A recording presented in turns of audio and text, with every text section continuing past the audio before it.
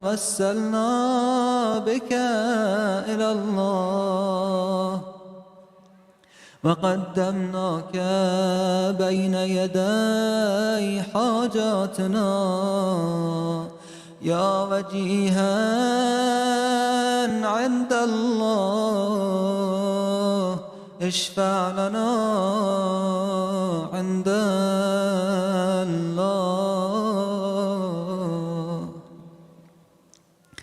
يا أبا جعفر يا محمد بن علي أيها الباقر يا ابن رسول الله يا حجة الله على خلقه يا سيدنا ومولانا إنا توجهنا واستشفعنا وتوسلنا بك إلى الله وقدمناك بين يدي حاجاتنا يا وجيها عند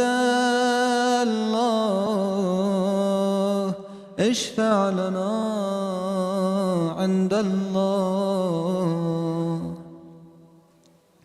يا أبا عبد الله يا جعفر بن محمد أيها الصادق يا ابن رسول الله يا حجة الله على خلقه يا سيدنا ومولانا إنا توجهنا واستشفعنا وتوسلنا بك إلى الله وقدمناك بين يدي حاجاتنا يا وجيها عند الله اشفع لنا عند الله. يا أبا الحسن يا موسى بن جعفر أيها الكاظم يا ابن رسول الله يا حجة الله على خلقه يا سيدنا ومولانا إنا توجهنا واستشفعنا وتوسلنا بك إلى الله وقدمناك بين يدي حاجاتنا يا وجيها عند الله اشفع لنا عند الله. يا أبا الحسن يا علي بن موسى أيها الرضا يا ابن رسول الله يا حجة الله على خلقه يا سيدنا ومولانا إنا توجهنا واستشفعنا وتوسلنا بك إلى الله وقدمناك بين يدي حاجاتنا يا وجيها عند الله اشفع لنا عند الله. يا أبا جعفر يا محمد بن علي أيها التقي الجواد يا ابن رسول الله يا حجة الله على خلقه يا سيدنا ومولانا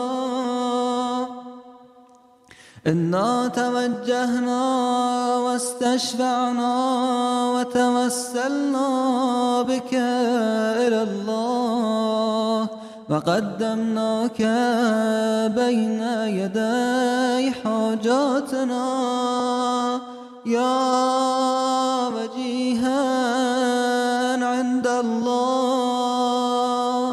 اشفع لنا عند الله. يا أبا الحسن يا علي بن محمد أيها الهادي التقي يا ابن رسول الله، يا حجة الله على خلقه، يا سيدنا ومولانا،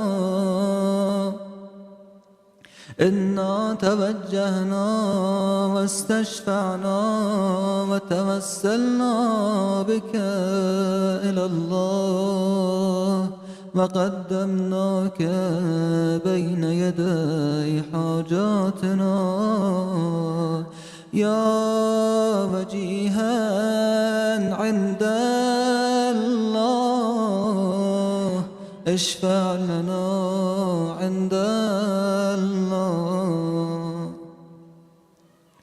يا أبا محمد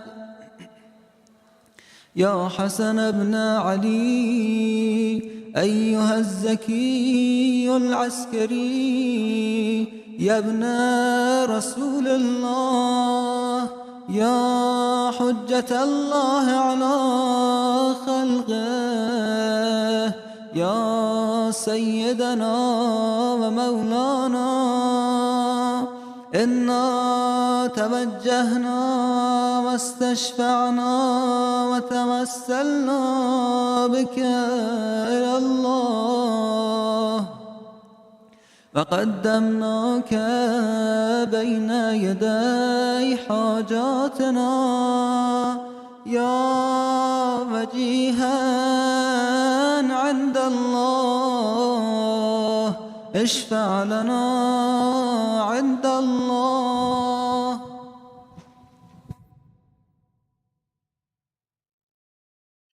يا وصي الحسن والخلف الحجة أيها القائم المنتظر المهدي يا ابن رسول الله، يا حجة الله على خلقه،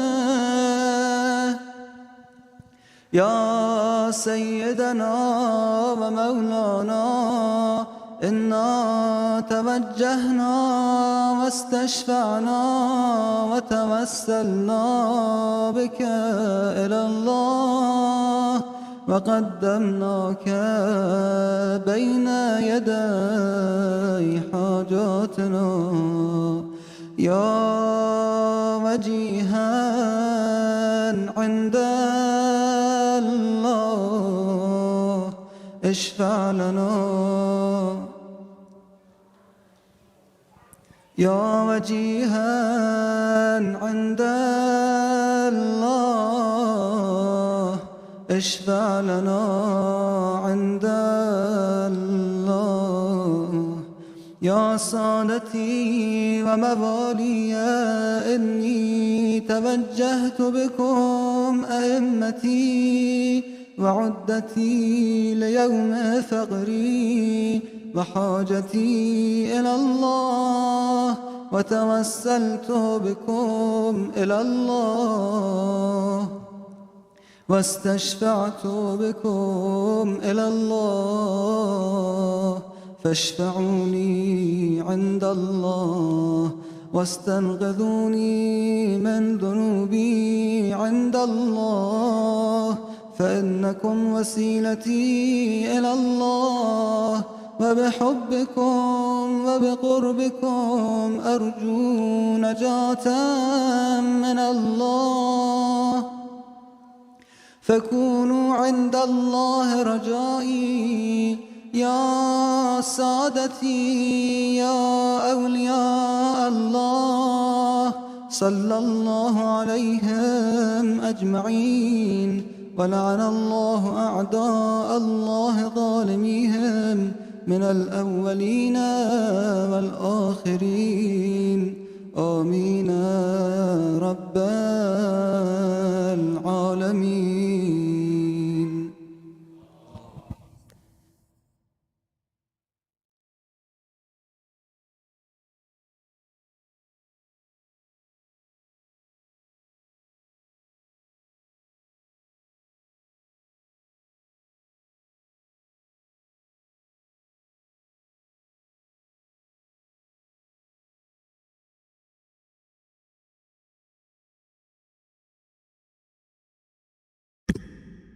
Sorry about that. Can we get another loud salawat for that beautiful recitation? Sallu ala Muhammad wa ali Muhammad.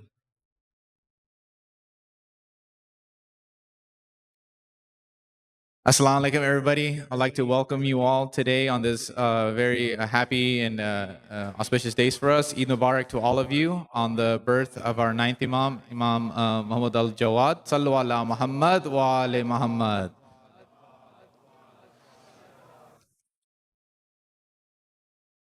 We will inshallah be having poetry in all 4 languages, in Arabic, followed by Farsi, English, and then Urdu. So with that, please help me invite up our first reciter, Brother Jawad al-Mamuri, with their loudest of salawats.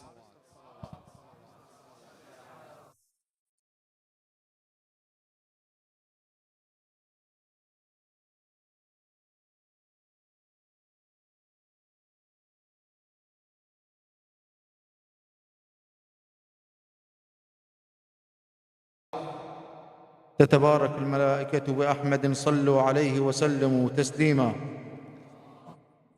صل على محمد وآله. نبارك لكم ميلاد الإمام التاسع إمامنا الجواد سلام الله عليه.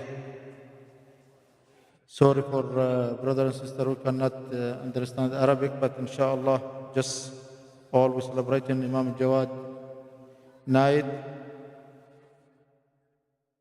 مثل هذه الليلة واجب نحتفل والهم يزول، نبعث الحب والتهاني للنبي الهادي الرسول، نبارك الحرة الشريفة فاطمة الزهرة البتول، نسأل الباري السداد الليلة ميلاد الجواد. أحلى آيات التهاني الليلة نبعث للرضا، مولد ابن اللي تميز بالعلم والموعظة، هالحفل تعبير صادق عن ولاء الرافضة، هذا أعظم اعتقاد الليلة ميلاد الجواد. من صغر سن أبو الهادي أخذ أعظم منزلة، كان 10 سنين عمره ويحل أصعب مسألة، خيرة أصحاب المجالس بالفضل شهدت إله، يهدي للحق والرشاد الليلة ميلاد الجواد. صورة محمد جد سيد الكائنات، والبلاغة حيدرية من الرضا يحمل صفات، يشبه الصادق بصبره بالعلم قضى الحياة، بالثبات والجهاد الليلة ميلاد الجواد. نندع ونسأل الباري يزول همنا وينجلي، نفرح ويلتم شملنا وما يظل كل مبتلي، نرجع ونعقد حفلنا بالهنا بمرقد علي، نعتني بباب المراد الليلة ميلاد الجواد. صلوا على محمد وآل محمد.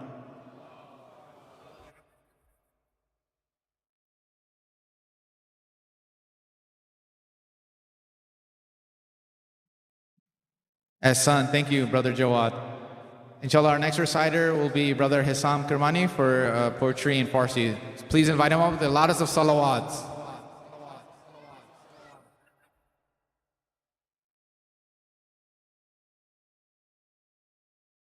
Assalamu alaikum. Congratulations on the birthday of Imam Jawad. Inshallah, we're going to start with a little bit like quick Farsi poet. امشب شب عید است همه گل بفشانید، خود را به در بیت ولایت برسانید. از دست رضا عیدی خود را بستانید، این بیت بخوانید بخوانید بخوانید. انوار الهی به فضا باد مبارک، میلاد جواد ابن رضا باد مبارک. خورشید در آغوش سحر باد مبارک، در دست رضا قرص قمر باد مبارک. دیدار پسر بهر پدر باد مبارک، ای بحر شرف بر تو گوهر باد مبارک. بر آل علی داد خدا گوهر دیگر، برپا شده از شوق و شعف محشر دیگر. میلاد پیمبر شده یا حیدر دیگر، این عبد خدا سید و مولای عباد است، والله جواد است جواد است جواد است. در بزم وجود آمده جود از کرم او، عیسی شده عیسی مسیحا ز دم او. دلهای خدایی همه بیت الحرم او، اوصاف همه خلق جهان است کم او. ای جان همه عالم و آدم به فدایش، زیبد که ببینم و بخوانیم رضایش. ای اهل کرم را آتش چشمه جودت، سر تا به قدم آیه تطهیر وجودت. بالید به خود سجده به هنگام سجودت، از ما صلوات و ز خداوند درودت. صلی الله علی محمد و آل محمد.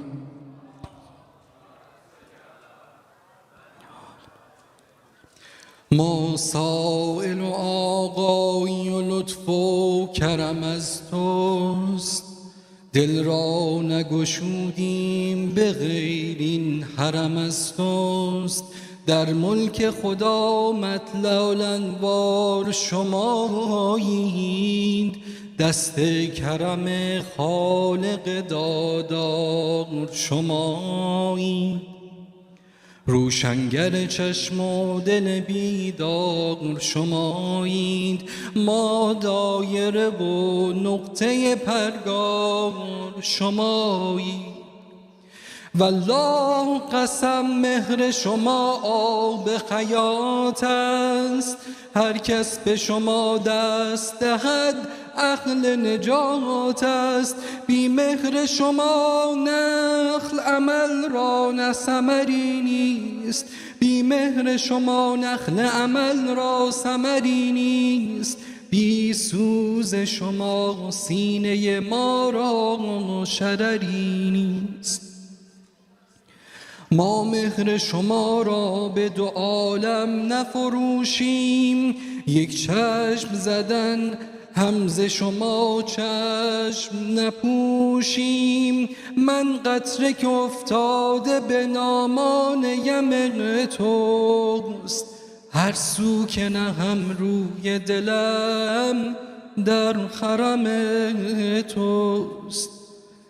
در حشر همه داغ رو ندارم کرم توست، هر بیت مرا نفحی از فیض دم توست. Please recite another salawat. Allahumma salli ala Muhammad wa ali Muhammad.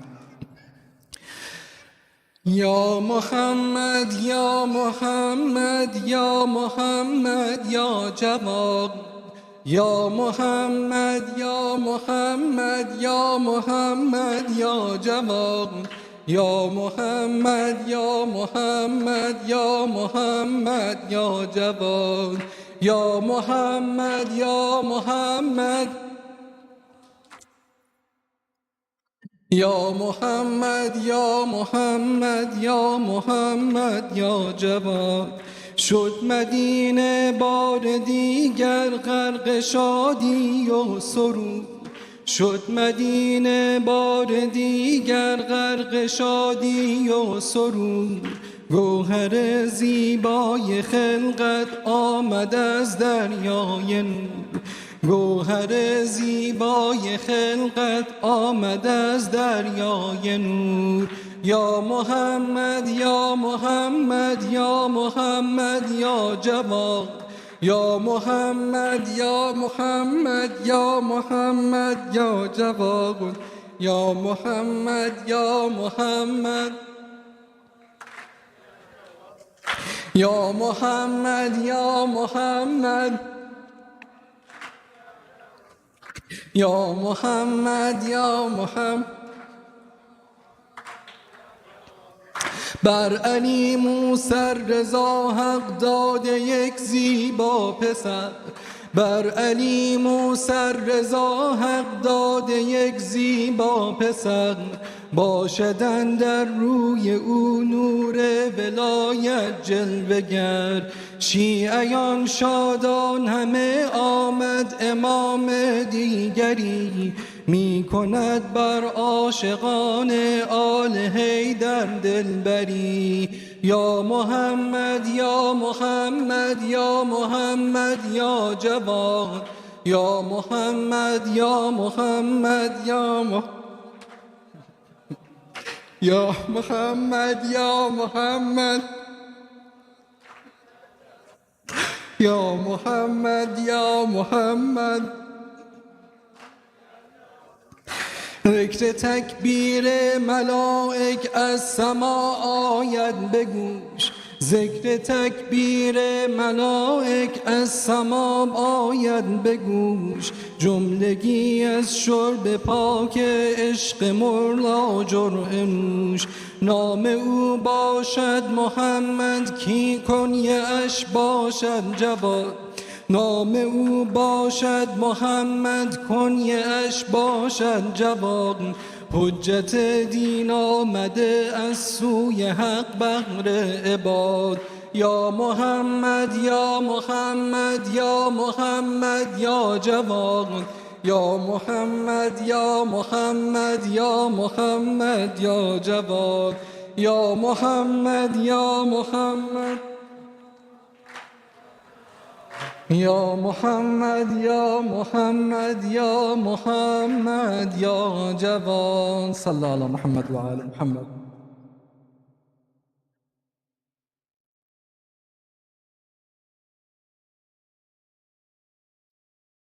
Hassan, thank you, Brother Hassam, with beautiful recitation. Inshallah, next reciter is Brother Sean Rizvi for poetry in English. Please help me invite him up with your loudest of salawats.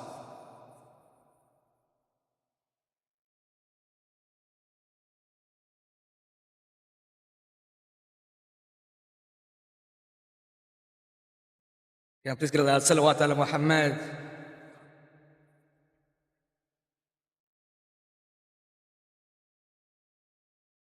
So this poem was written by Sister Zara Khadija Muhammad from Toronto. Bismillahir-Rahim. And again, congratulations on the auspicious occasion. Eid Mubarak. The heavens are with you as you walk your positions. You are an apple to my eyes. Hazrat Jibreel with his wings has made a victorious arc in the skies for you and your kin. Anyone who has heard you has said the following: your Rabbana is unmatched in this world of desiring. The autumn leaves of the trees all turn green under your shackled feet, while I, with empty and begging hands, wait eagerly for your forgiveness. And it is enough for me on the day of judgment that a small piece of thread from your abad to be so abundant to soothe my soul, to save me from any coming harm, and that is why you are the beauty of Islam. I have always returned from the path of error because of the light left by your footsteps. Following the treasure trove of knowledge you left us, I will forever be in your debt, as a privileged beggar or humble worshiper, whichever you feel best. O Imam, you were only 9 years old, and people from among the fake followers and bandwagons were told they doubted you, your eligibility because of your age. They were told, Imam, you were too young to lead us.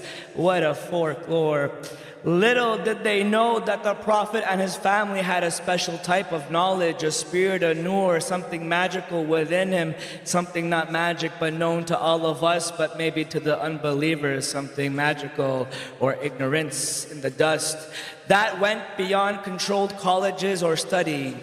These learned scholars at your time could not compete with you. Enlightenment or truth, your precision, God knows they tried.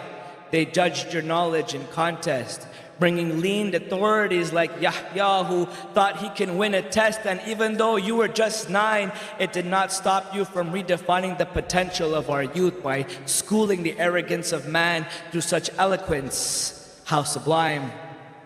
Drunk with the pride of position and posturing, Yahya thought he can take you in a fly. Your answers so illustrious, your gestures so noble, your voice bringing the supplement of kindness, sealed the lips of the ignorant who could make no reply. As you spoke for the intolerant, you were destined for victory, as you spoke only for the divine. O my Imam, your conduct and moral, your excellence is perplexed, perpetuating positivity and purifying the possessed, as your presence perfectly protested the polarization of purity, promoting prostration instead of perpetuity. Whether in imprisonment, confinement, or freedom, in every case your sacred soul was engaged in serenity. Oh my Imam, you give me hope as I have flown in horizons of your obedience, and I know per your lesson that the Ahlul Bayt is the single ingredient for perfection. To help me reach high in my spirituality, Ya Imam, I need you to navigate me now through my ethical complexities. O my Imam, you occupied the highest position in human virtues and morality, and this was marked of a feature through your Prophet, through our Prophet's family. It was customary for you to meet everyone humbly, fulfill the needs of the poor, maintain Islamic requisites of equality through simplicity, help the poor secretly, treat even foes fairly, extend hospitality, impart true Islamic knowledge to all those, especially to the scholars of the religion, and the like marked your saintly life is full of conformity, comfort, and beauty. Oh, how I wish you can be here today. I say all these words remembering you, but how I wish you can be here today to give us strength against this colorful oppression destroying families, the oppression that tell us haram is the path to humanity, when clearly such absurdity would make us blind to the truth that equity is nothing more than you define. But equity to me is what Allah has based slowly on one's humility, dignity, and modesty. No, there's no animalistic or hedonistic priorities that define my equality, or how we seek your guidance over our enemies. Oh Ya Imam, I beg you for your patience to tame such lions before the tigers of tyranny encircle my people and destroy the fabric of society. Help me achieve the valor in my last days, returning to Allah with the pen in my hand and justice beating in my chest for you. Let me be brave like you, with the love of the Ahlul Bayt, covered in honor and loved by your great-grandson, Imam al-Mahdi. Can I please get a loud sallu ala Muhammad wa ala Muhammad?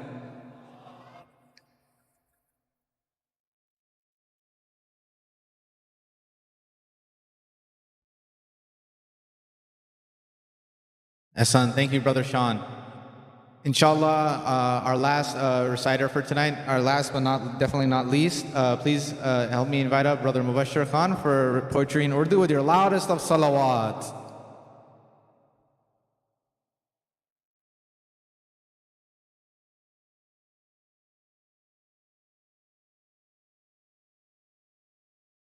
Assalamu alaikum.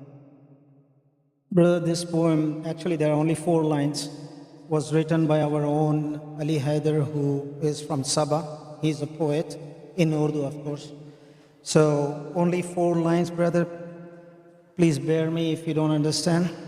Bar Muhammad wa ali Muhammad salwa.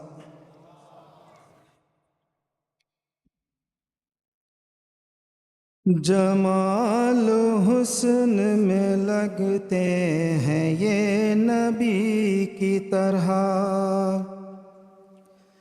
Jamal हुस्न में लगते हैं ये नबी की तरह जलाल जुर्रत हैबत में है अली की तरह जलाल जुर्रत हैबत में है अली की तरह इन्हीं के काम को कुरान ने कह दिया तक़वा इन्हीं के काम को कुरान ने कह दिया तक़वा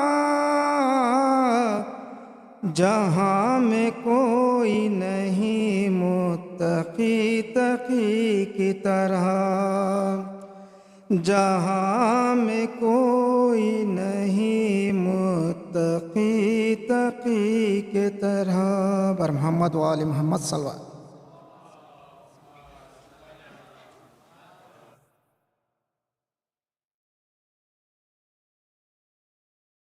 Thank you, Brother Mubashir, for that beautiful recitation.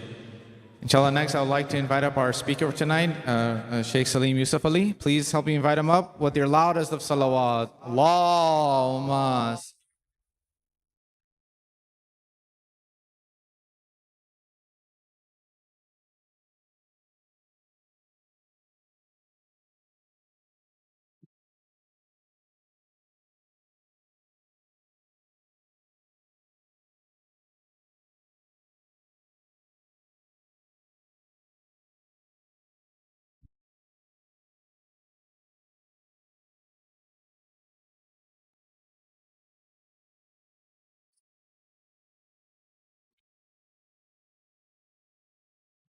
أعوذ بالله من الشيطان الرجيم بسم الله الرحمن الرحيم الحمد لله رب العالمين لا حول ولا قوة إلا بالله العلي العظيم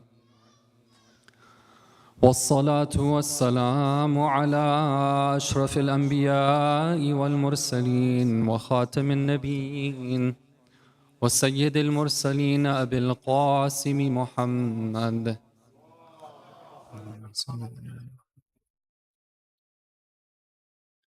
وعلى آل بيته الطيبين الطاهرين المعصومين.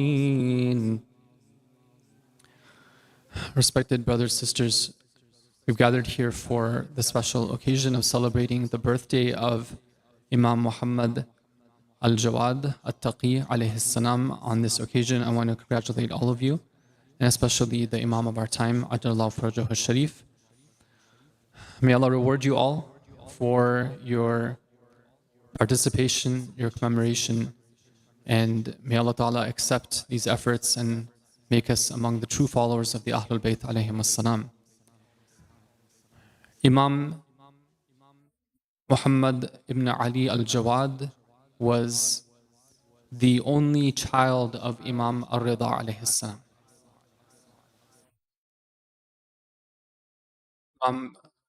Ali ibn Musa al-Rida, just like the other Imams, just like the other awliya of Allah, just like the Anbiya, the prophets, was tested in different ways in his life. And one of the tests that he had to go through was that he did not have a child until late in his life. And this is something that is worth noting and worth remembering for all of us, that those people who are chosen by Allah, those people who are sincere in their devotion to Allah, are tried and tested in many different ways. This is part of the way that Allah deals with His closest of servants.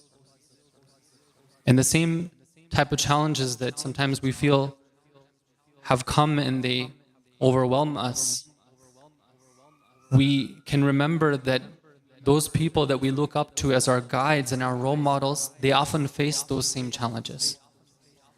And by taking them as our example and looking at them and how they dealt with these challenges, that gives us inspiration.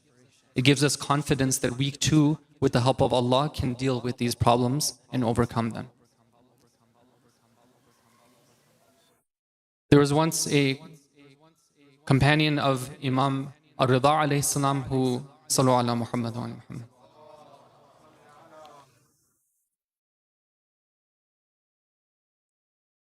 There was once a companion of Imam al-Rida alayhi salam who writes a letter to him.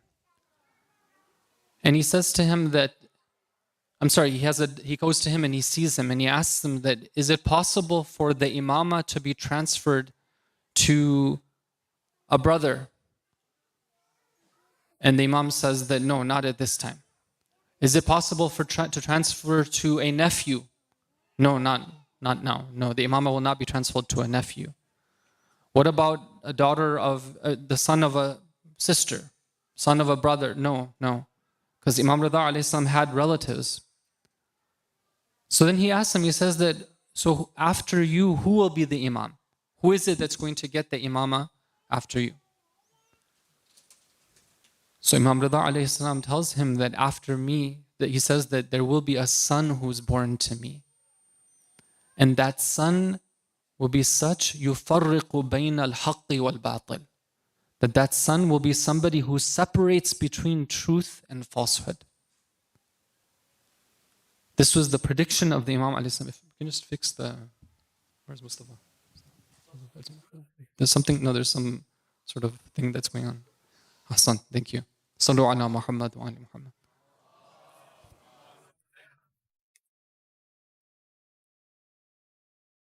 He will separate between the truth and the falsehood. This is one of the predictions that we have from the Imam. But we can tell from this hadith that the people were wondering. The Shias, some of them were worrying.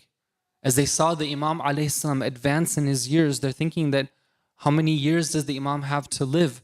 What will happen and who will be the successor after him? There was once a person who wanted to go and meet the Imam, and he sought permission to enter into his company. His name was Ibn Qiyamah. Ibn Qiyamah, he goes to Imam al-Rida alayhi salam and he asks him straight up. He says, Hal anta imam? Are you an imam? Imagine the treatment that the Imams alayhi salam used to face by some people who were very well acquainted with who they were.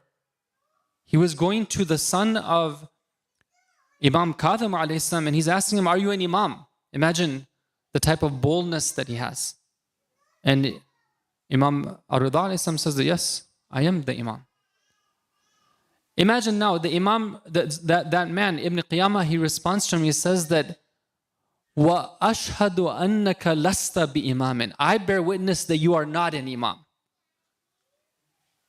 How? What is this? And he says that I myself heard from Ja'far ibn Muhammad, Imam Ja'far alayhi salam, I heard that an imam will never be without a child. And now you've gotten to be elderly in your age and therefore you're not an imam. He tells him straight in his face. At this point, it's very interesting. We're told in hadith that Imam al-Rida alayhi salam raises his hands in dua. And he begins to call upon Allah. And he says, Oh Allah, I ask you, and the gist of the dua is I ask you to grant me a child who will be my inheritor. And يَمْلَأُ الْأَرْضَ عَدْلًا وَقِسْطًا كَمَا مُلِئَتْ ظُلْمًا وَجَوْرًا. That he will spread justice in the earth just the same way that it was filled with injustice. This is a dua that Imam alayhi salam makes.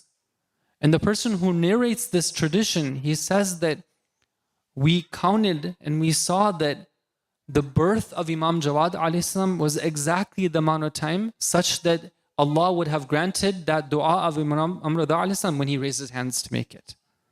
And that was one of the miracles of the Imam, that in face of this type of challenge that came from this person who should have known better, the Imam alayhi salam makes dua and the dua is answered.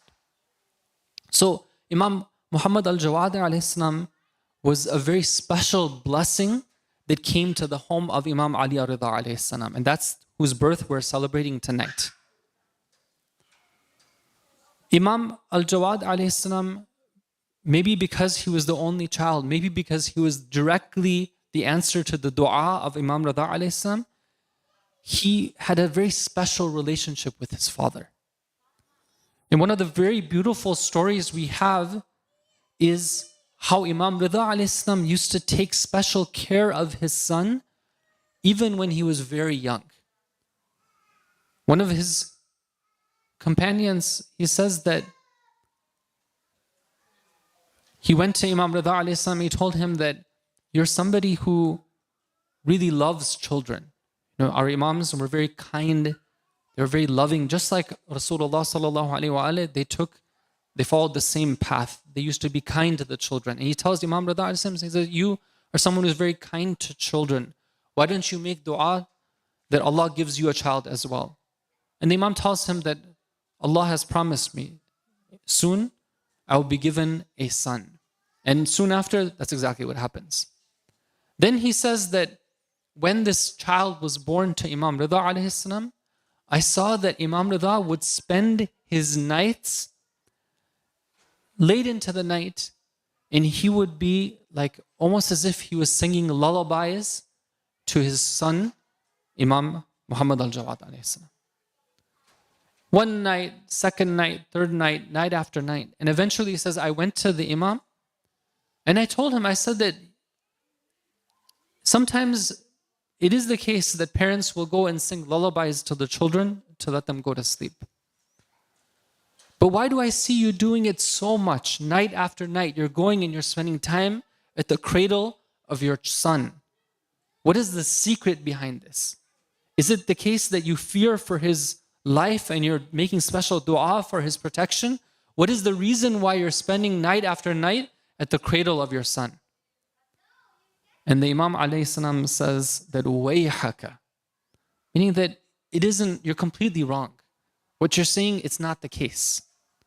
He says, but rather, innama aghurruhu ilman gharra. Innama aghurruhu ilman gharra. Okay, now this expression right here, innama aghurruhu ilman gharra, is a very interesting expression. The verb gharra has different meanings. And maybe the Arabic-speaking brothers here, they might be thinking it's a bit of a challenging, sometimes words have common meanings and there's one which is a rare meaning. This is a rare meaning of the verb. Gharra is used sometimes to describe the way that a mother bird feeds food to her child bird. What does she do? She takes the food and then she chews on it herself, and then exactly the way it's supposed to be, she takes it and she deposits it into the beak of her child bird. I don't know if you've seen it. It's a very beautiful scene. The child knows to open up and the mother knows what to drop inside. Now, in the Arabic language, sometimes these things that happen in the animal world, they are used as a tashbih, as a way to understand the way that we do things as human beings. So this feeding of a mother bird of her child is sometimes used in order to explain the way that somebody is taught knowledge in a nourishing way. So I was looking in the dictionary to understand this word deeper. And sometimes in the dictionaries, they go and they give examples from Islamic texts, ancient texts, to explain what the meaning of a word is. And you know, these dictionaries, for the most part, they're not written by followers of the Ahlul Bayt. They're just, general lexicographers, people who are experts in words. But you'll find it interesting, brothers and sisters, when they wanted to come up with an example for what it means to use gharra in this sense, the example they gave is this, that according to a famous saying, Rasulullah sallallahu alayhi wa alayhi used to feed Imam Ali alayhi salam knowledge in the way that a mother bird feeds her child. So when Imam Rida alayhi salam is saying, Innama aghurruhu ilman gharra, he's using the example and he's referring people to the example of how our Prophet fed Imam Ali alayhi salam knowledge. And we know in Nahj al-Balagha that Imam Ali himself describes that when I was in the home of the Prophet, I heard that which no one else would hear save Rasulullah. I heard the scream of the shaitan when the revelation was given. Every day, the Prophet would unfold a new door of knowledge to me. And this was the way that Imam Rida alayhi salam was teaching his own son, Imam Muhammad al-Jawad. That at a very young age, he would spend time with him, not just teaching him that knowledge, but nourishing him with that knowledge. The way that a mother bird nourishes her young child with knowledge. And brothers and sisters, there's so much wisdom that we can gain from this seerah and this example, the pattern, the role model that we have in Imam Rida and Imam Jawad alayhi salam. What examples? Well, when we are, first of all, the importance of having children, of wanting children, of wanting to be challenged in a way that you cannot be challenged in other ways, save but by having children. That's one thing. Number two, of making dua for a child who will be having virtues and having that be the greatest aspiration. Here we have the Imam praying for a child who will be the separator between haqq and batil and will spread the world with justice. These are the types of values and ideals we should want for our children. And here we see the example of a parent who cares about knowledge being taught in a nourishing way.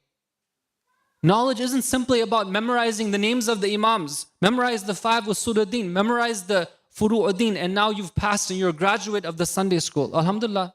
Okay, excellent. I'm glad that you memorized that. But what does it mean to have that knowledge in a nourishing way? That you can not just know it, but you know what it means to be practiced. Not that just you read about the character of the Imams in the history books, but you see it being practiced in front of you. How is it that parents can aspire to having that type of nourishing educational environment for their children? These are things that when we read about the seerah and the life of Imam Jawad, these things come to mind. These are the questions that we naturally want to ask and seek the answers for. And we see how Imam Rida alayhi salam trained his son so that at a very young age, he demonstrated all those ideals and those morals that his father wanted to see in him. That famous incident where Ma'amun, la'natullahi alayhi, the Khalifa of the Abbasid Khalifa of the time, is journeying in the land, and out of fear for his grandeur and his position, everyone is making way on the street. All the children are running away, but there's one child who remains standing. And Ma'amun orders his caravan to stop because he sees that the child is not budging. And he asks them that, why aren't you moving away like the rest of the children? And the child says that I have not committed a crime that I should be fearful and want to run away from you. And this road is wide enough such that if I were to move over, it's not going to be any wider for you to pass. Why should I move from my spot here? And then he asks him, he tells me, who are you and what is your name? He says that I am Muhammad ibn Ali ibn Musa ibn Ja'far ibn Muhammad ibn Ali ibn al-Hussein ibn Ali ibn Abi Talib alayhi salam.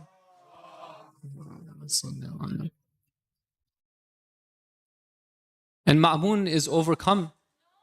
He's overwhelmed by the presence of this young child who is so confident, has so much izzah.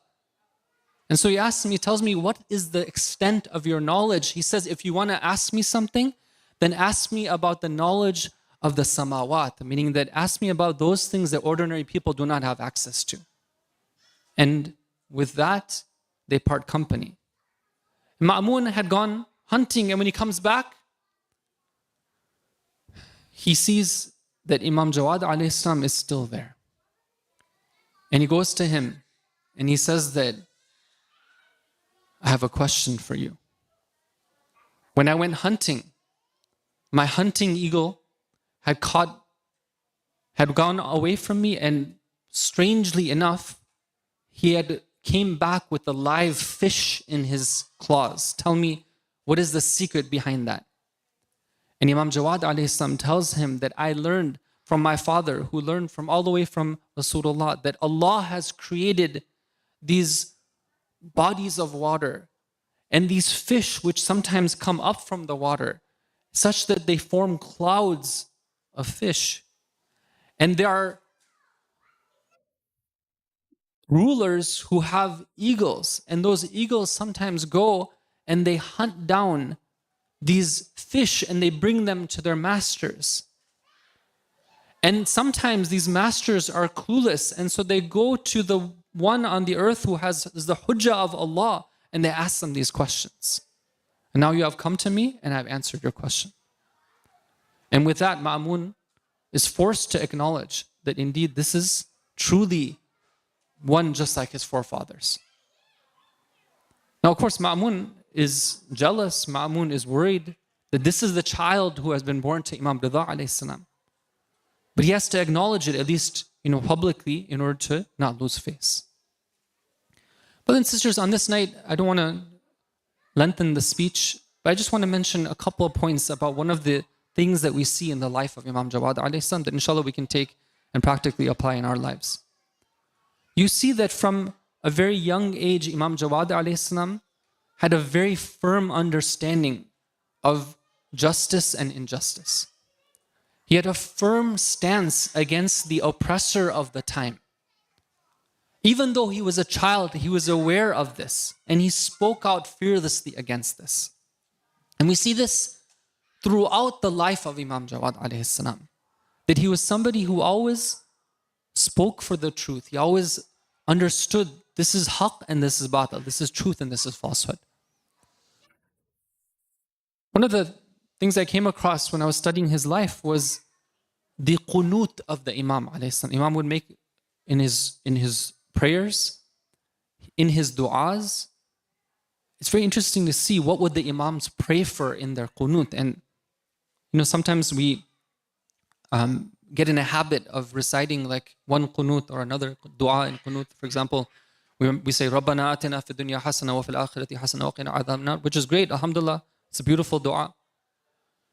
Rabbi zidni ilma wa alhiqni bis salihin, great. Rabbana ighfir li wa liwalidayya, great.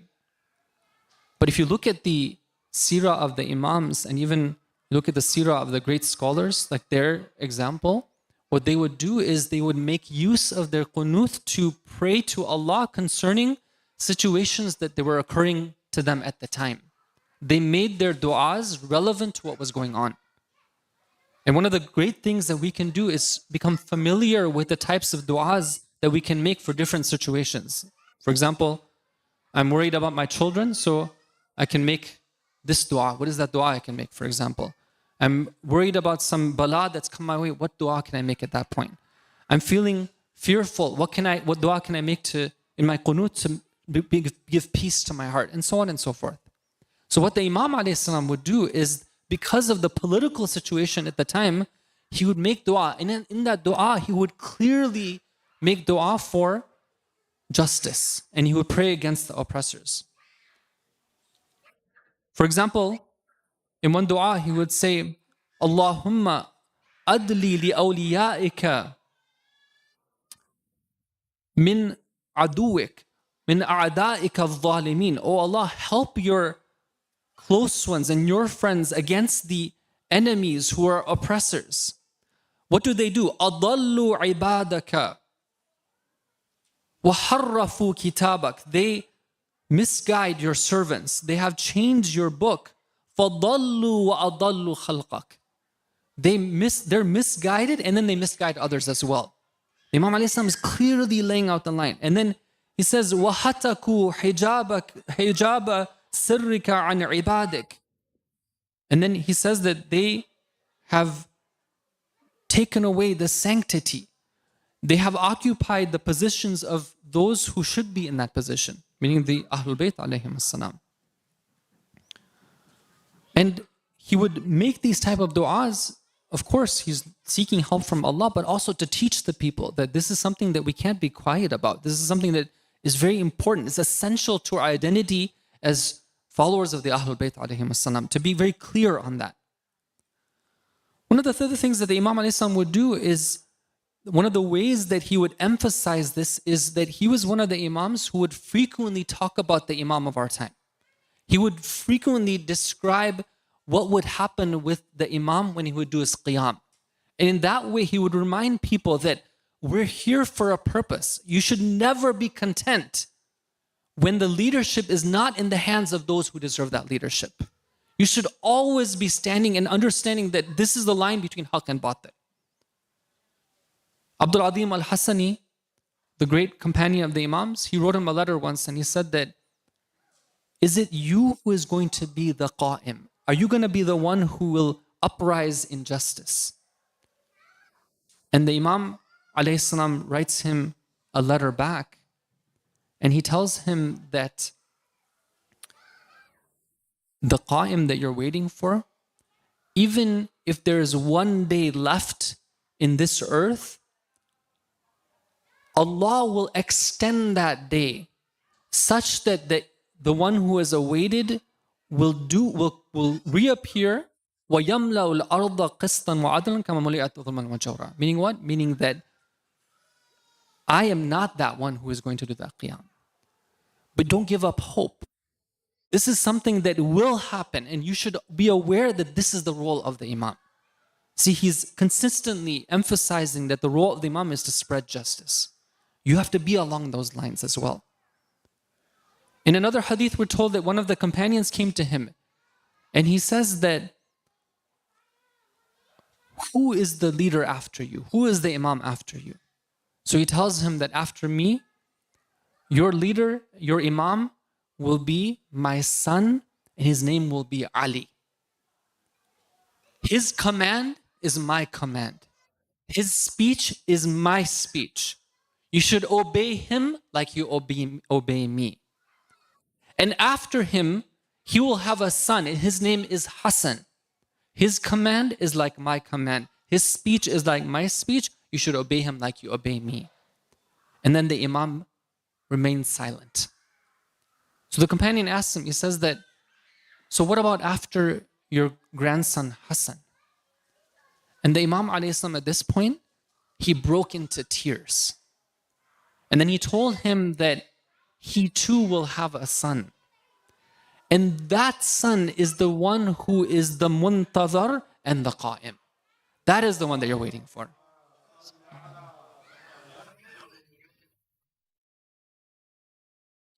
Now, why did the Imam cry?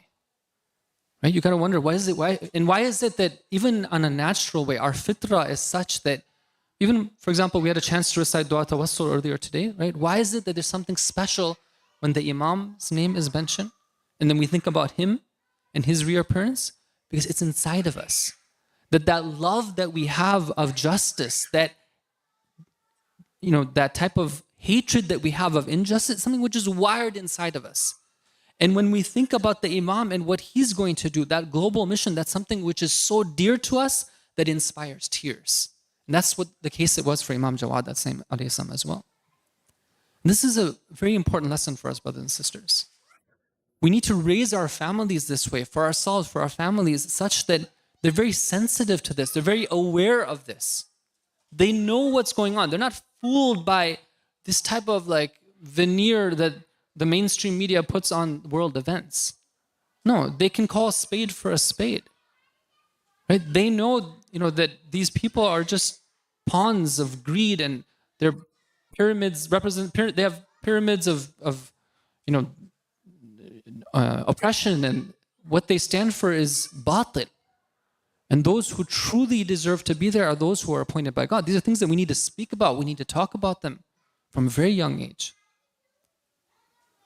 The last thing I'll mention is that the Imam's understanding of justice was not just something about what happens out there, but it was something which was very much about what we do even when it comes to our relationships. And they say that, charity begins at home. Right? You have people out there who, let's say, will be the first to go and protest against injustice in whatever place it's happening. But at home, if you ask their family members, they'd be like, the true Fir'aun is that person right there. Right? That's the way they are. In one hadith, it's a very beautiful hadith. It's a famous hadith from Imam Jawad alayhi salam. He says that it's a hadith al-Qudsi. He says that Awha Allahu ila ba'di anbiya'ihi. Allah revealed to one of his prophets. Very beautiful. What did Allah say to one of his prophets? He says that on account of your zuhd, on account of your detachment from the dunya, you will be very comfortable very soon. Meaning that as soon as you die, you leave this world, because you didn't indulge in the luxuries and comforts of this world, you weren't attached to it. In the hereafter, you're going to be set. You're going to be in comfort. Number one. Number two, because of your relationship with me, Allah speaking to His Prophet, because of your relationship with me in this world, you had izzah, you had dignity, right? Which is very important. The true dignity comes from having a strong relationship with Allah and from nowhere else. That's the only place that we can get true dignity. But then he asked him a question. Hal walayta li waliyan aw wa'adayta li aduwa? For my sake, have you taken my enemy as an enemy? And for my sake, have you taken my friend as a friend? And this is something very important. Islam is not a religion which says that, just have slogans and, lip service to different things. It says that, no, you get out there, interact with the people, and demonstrate the ideals of Islam in your interaction with them. You go, you get married, you have a family, and then there it goes. There's your test right there. At least part of your test. You go, you come to the gatherings. You meet with people and there's your test there. Don't just be one of those people who says, I'm just going to take it alone at home. No, you get there, you take the trouble, you go and meet with others. And that's when you have the opportunity to truly shine in the eyes of Allah. Allah's talking to a prophet and He's telling them, this is your test now. How are you going to interact with people? Are you going to find out those people who deserve respect and love on my account and show that love and respect to them? Or are you going to do things in a selfish way? In a self-centered way, that when you want to, you show love in the way that you want to the people that you want to. And are you going to be one of those people who, for my sake, you go and you understand who is it that's standing in the way of my desire and my wish, Allah's desire. Allah's desire is to spread His light throughout the earth. So go and find who are the people who are standing up against that. And are you going to take them as an enemy, or are you going to be one of those people who are just apathetic? I don't care, because it doesn't affect me directly, or that's what I think. This is a question. Imam Jawad alayhi salam was teaching this hadith to his students so that they could ponder upon this, and it's a question for us as well. Inshallah, we can think about this. Sometimes at home, we might feel like showing our anger. We might feel like, like showing some bad akhlaq, whatever, being grumpy. We should think about this, that this is somebody I'm dealing with who could be Allah's wali. After all, they're a follower of Allah's awliya. What right do I have to treat them in this way? Right? For the sake of hal walayta li waliyan. I should think about this, that Allah is asking me this question. There's a test for me. That can I treat people on the basis of how Allah wants them to be treated, as opposed to the way that I might feel like treating them.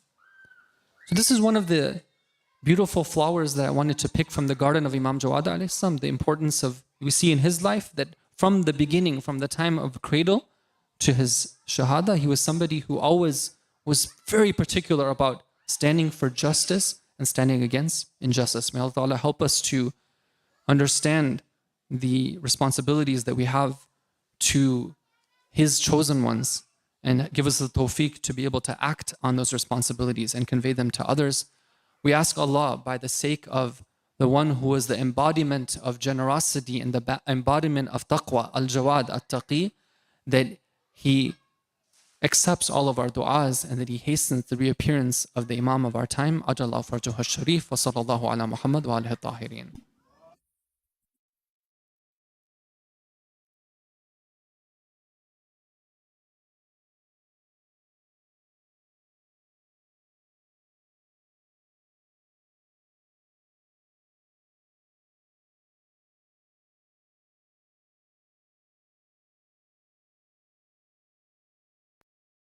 اللهم صل على محمد وآل محمد اللهم صل على محمد وآل محمد